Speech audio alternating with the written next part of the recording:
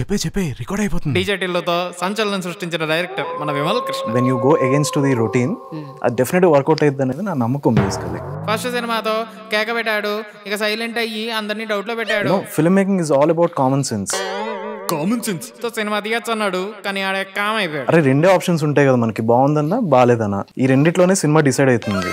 ఎంత చెప్పాడు, ఇంకా సినిమానే తీయలేదు.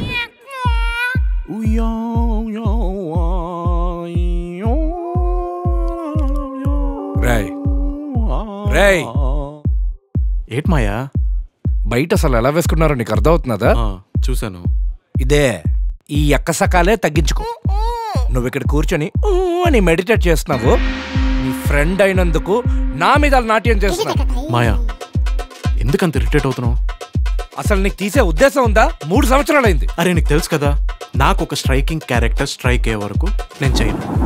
నీ స్ట్రైకింగ్ క్యారెక్టర్ నీ బ్రెయిన్ కి స్ట్రైక్ అయ్యే వరకు నేను నిన్నిక్కడ బంధిస్తున్నా. మాయా ఇది నా హెరాస్మెంట్.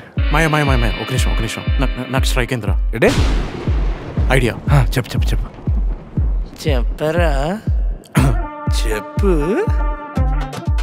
ఈసారి బాగా అతిగా ఆలోచించి అనుమానాలు క్రియేట్ చేసే ఒక మగపక్షి మీద చేద్దాం అనుకుంటున్నాను మాయా.